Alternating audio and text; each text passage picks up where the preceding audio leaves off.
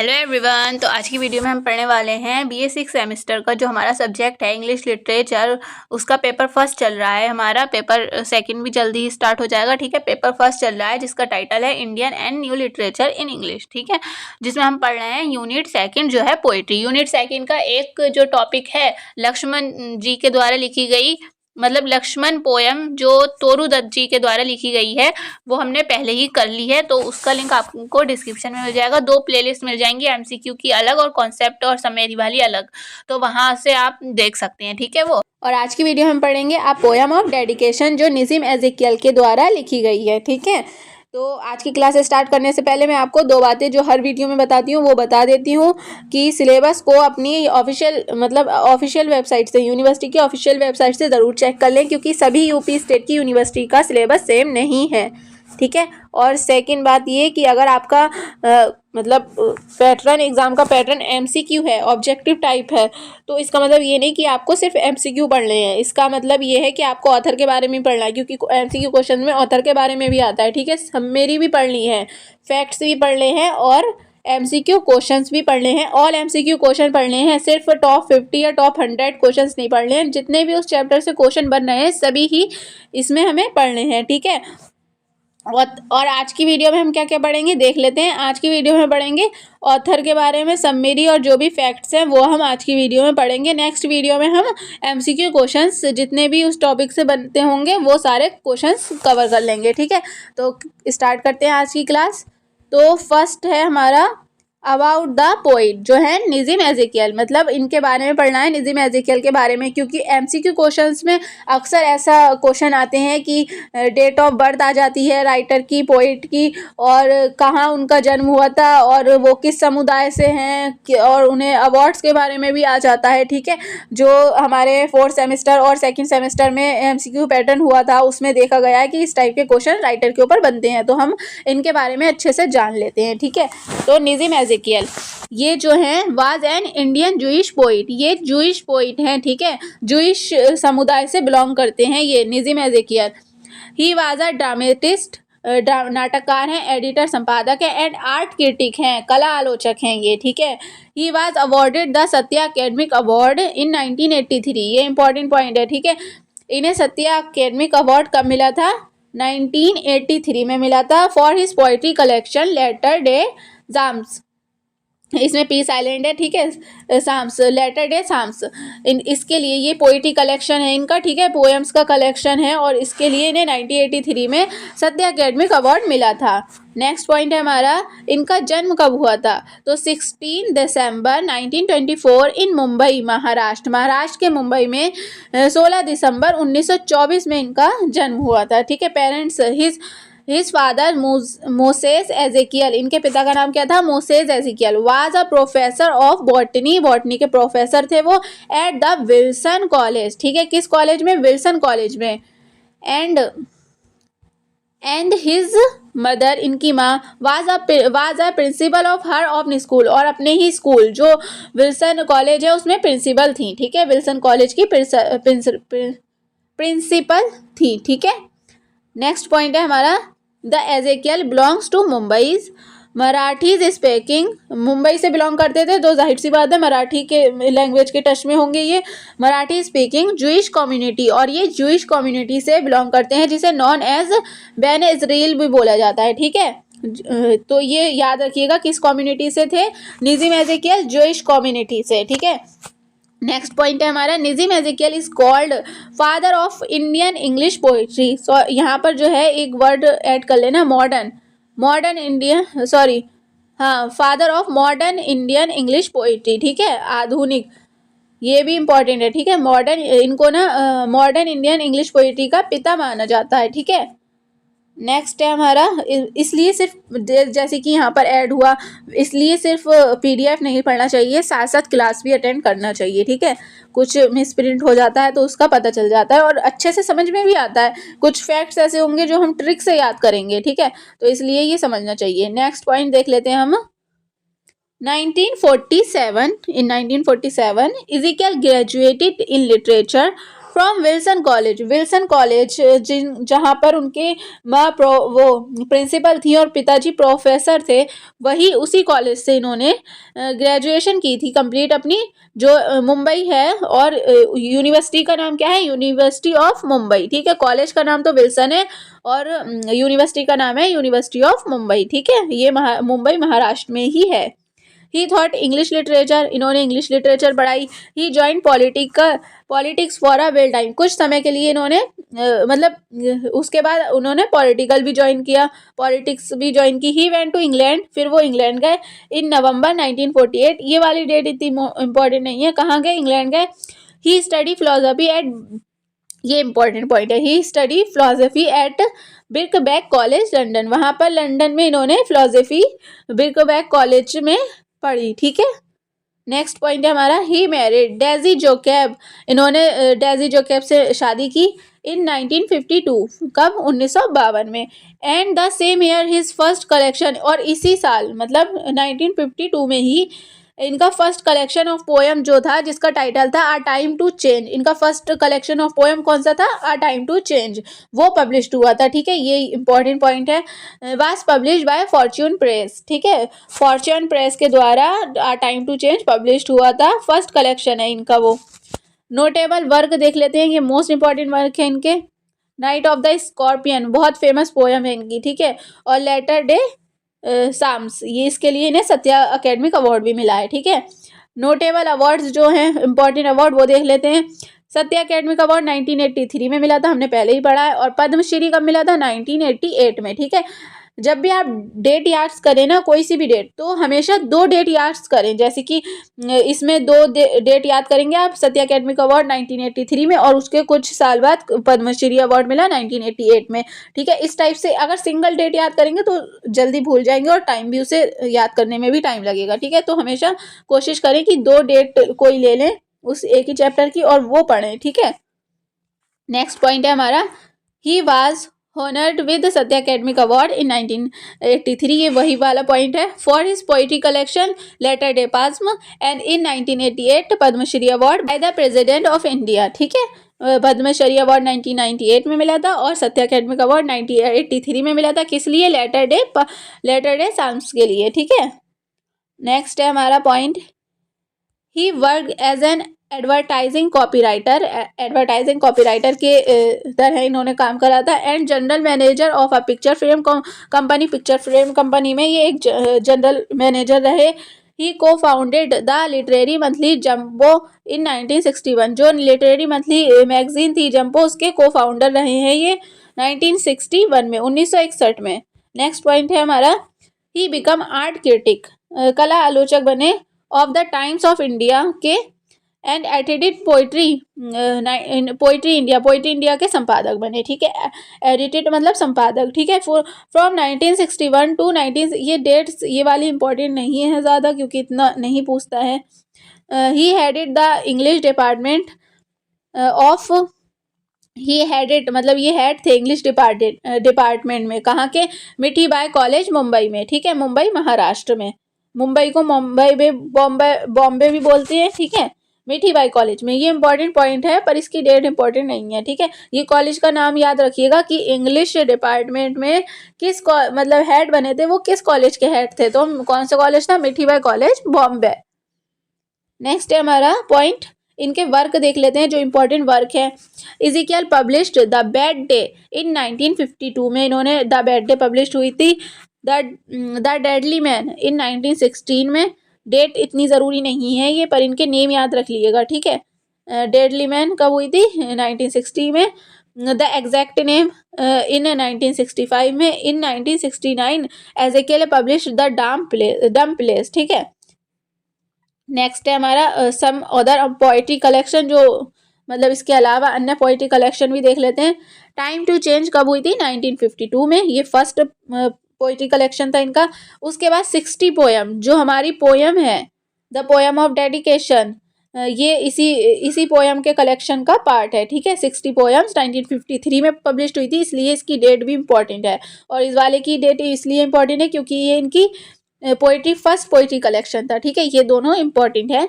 The discovery of India भी publish हुई है, द थर्ड 1959 में, द अनफिनिश्ड मैन 1960 में पब्लिश हुई, हाइमेंस इन डार्कनेस 1976 में, लेटर डे जाम्स 1982 में, ठीक है। कलेक्टेड पोएम्स, इनकी कलेक्टेड पोएम्स भी पब्लिश हुई थी 1989 में, जो लिखी गई थी 1952 से 88 तक, ठीक है।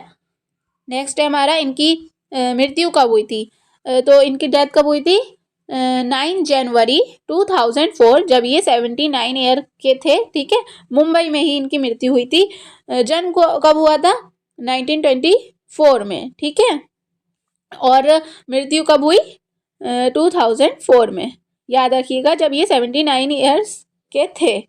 9 जनवरी को मृत्यु हुई थी, और ठीक है, और 2004 में, ये डेट याद रखिएगा। और कहाँ, मुंबई में ही हुई थी, जहाँ जन्म हुआ था वहीं मृत्यु हुई थी। अब नेक्स्ट है हमारा about the poem, a poem of dedication. अब हम पोयम के बारे में जान लेते हैं, ठीक है। तो इसका फर्स्ट पॉइंट है, a poem of dedication is one of the notable poems of Nissim Ezekiel. जो आ पोयम ऑफ डेडिकेशन जो है वो एक नोटेबल पोयम है निज़िम एज़ेकियल की। It is a part of his poetic collection 60 poems published in 1953। ये मतलब ये जो है पोयम वो कलेक्शन था, जो पोइटिक कलेक्शन था निज़िम एज़ेकियल का 60 पोयम्स, उसका ही एक पोयम है ये, ठीक है, जिसका नाम है आ पोयम ऑफ डेडिकेशन। यही इसका ही 60 पोयम्स का ही एक पार्ट है, ठीक है, एक पोयम है इसकी। और ये पब्लिश कब हुई थी 1953 में, ठीक है, डेट इंपॉर्टेंट है, ये 1953 में पब्लिश हुई थी ये, और ठीक है। अब हम पोयम पढ़ लेते हैं इसकी।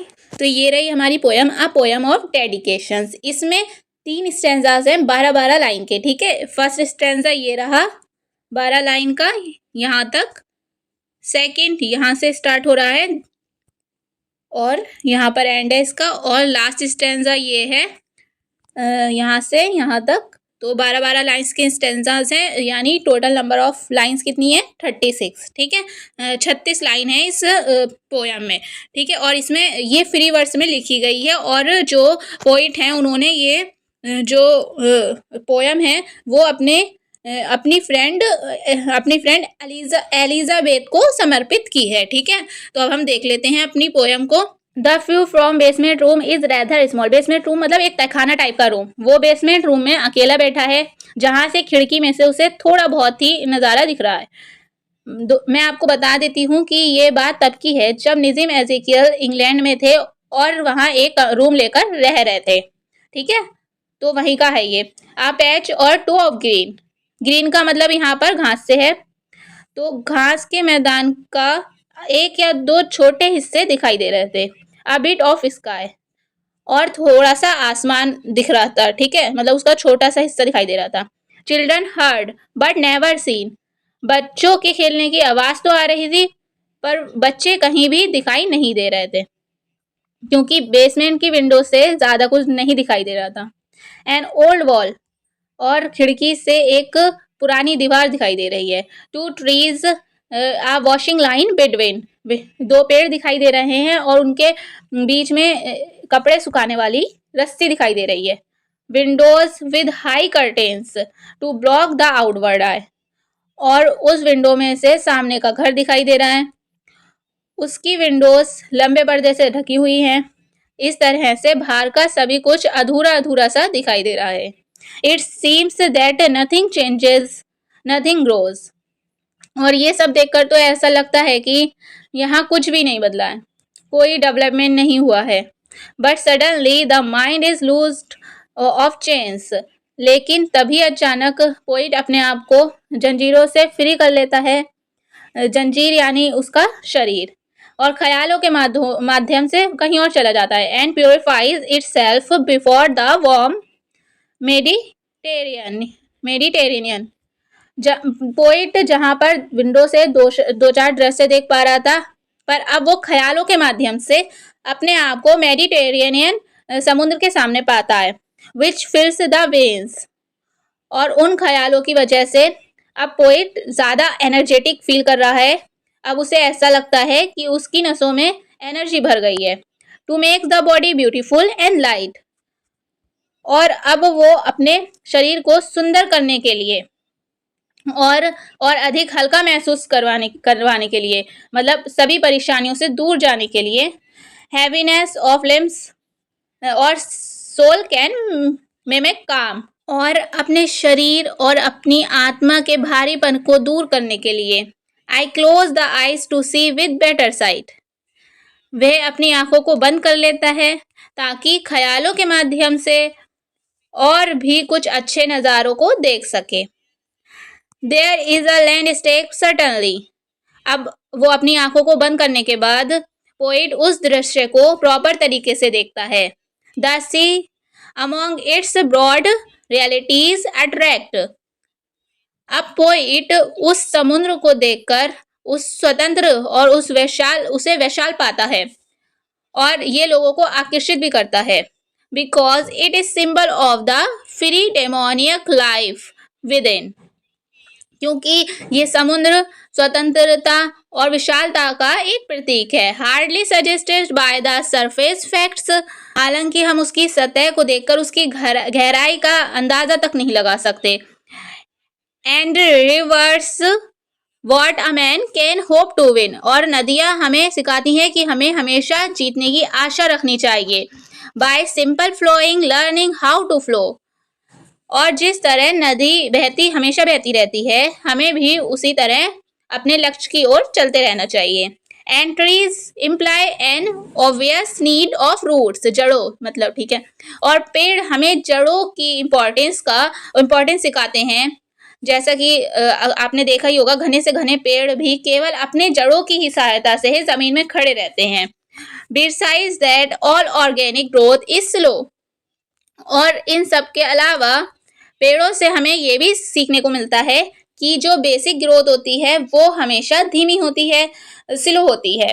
Both poetry and living illustrates, और इस सब के बारे में पोइट का कहना है कि इन सब बातों को मैं अपने पोइट्री में तो फॉलो करता ही हूँ, साथ के साथ अपने जीवन में भी इन बातों का ध्यान रखता हूँ। Each season brings it's on peculiar fruits, कि जिस तरह पेड़ मौसम के अनुसार ही फल देते हैं। A time to act, a time to contemplate, उसी तरह हमें भी सभी कार्य सही समय पे करना चाहिए।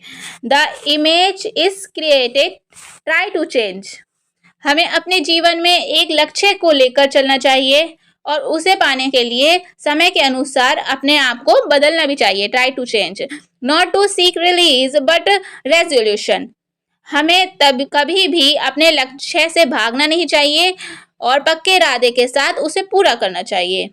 Not to hanker for a wide, पर हमारी ख्वाहिशें ज़्यादा बड़ी भी नहीं होना चाहिए, हमारी ख्वाहिशें ज़्यादा बड़ी नहीं होना चाहिए। गॉड लाइक रेंज, हम भगवान के समान गुण विकसित नहीं कर सकते। No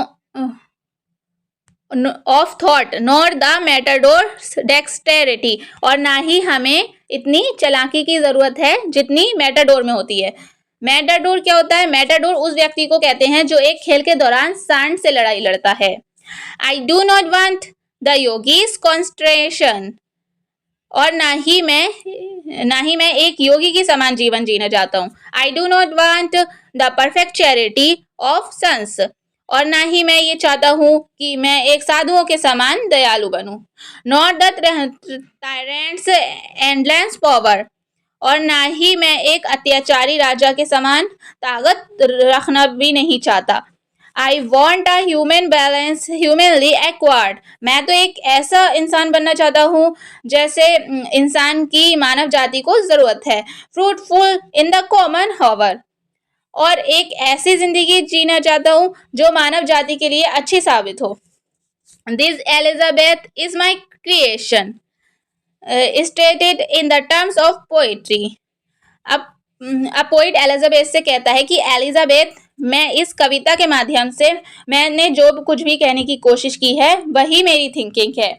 I offer it to you in dedication, और ये सब कुछ यानी ये पोयम, मैं अब तुम्हें डेडिकेट करता हूँ, समर्पित करता हूँ।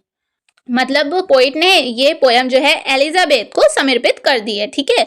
डेडिकेशन समर्पित करना, तो यहाँ पर हमारी पोयम कंप्लीट होती है और समरी पढ़ने की ज़रूरत नहीं है अगर आपने इस पोयम को अच्छे से पढ़ लिया है तो अब, ठीक है। और अगर फिर भी आपको समरी पढ़नी है तो उसका PDF में आपको वो मिल जाएगी, ठीक है, इंग्लिश हिंदी दोनों में वहाँ मिल जाएगी, तो वहाँ से पढ़ लेना।